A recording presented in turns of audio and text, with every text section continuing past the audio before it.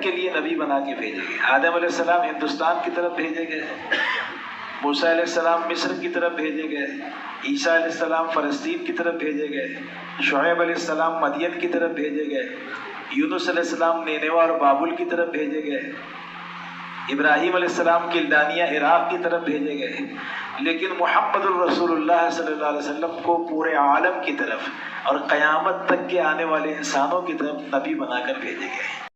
تبلیغ وال شان تیری سب سے عالی شان، اللہ کی بات لے کے پھر صاحب ایمان۔ لغوة فی سبیل اللہ او روحة خیر من الدنیا وما فیها او کما قال علیہ الصلوۃ والسلام۔ قابل احترام بزرگوں اور دوستو، یہ کام روز اول سے ہی چل رہا ہے دین کی محنت کا۔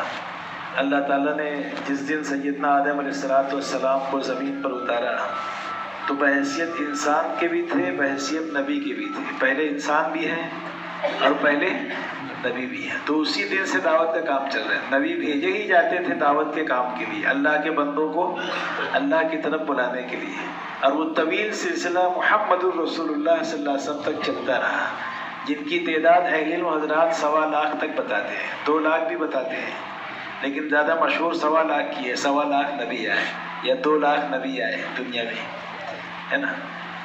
لیکن اللہ تعالیٰ کو چونکہ اس امت کو اور امتوں پر فوقیت دینا تھی اور فضیلت دینا تھی، تو اللہ کی حکمت اور مصلحت بہت ساری ہو سکتی ہے۔ اس میں ایک حکمت یہ تھی کہ اللہ تعالیٰ نے حضور پاک صلی اللہ علیہ وسلم کو خاتم النبیین بنایا، سیل آف دا پروفٹس، نبیوں کے سلسلے کی آخری کڑی۔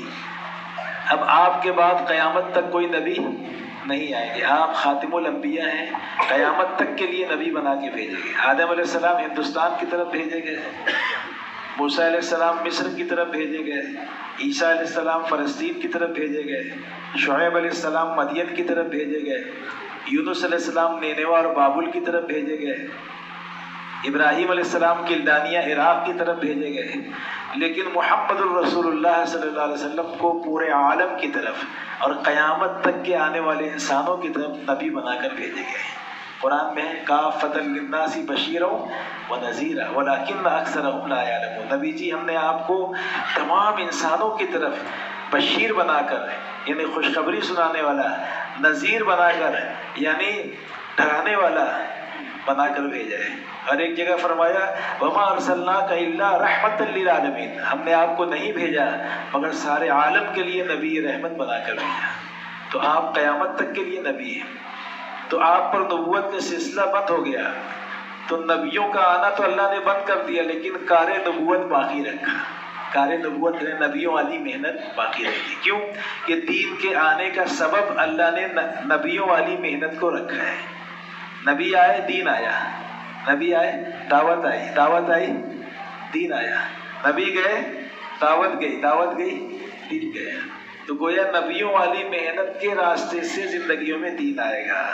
تو نبی تو اب نہیں آئیں گے، لیکن نبیوں والی محنت باقی رکھی اور اس امت کی طرف اس کو منتقل کر دیا۔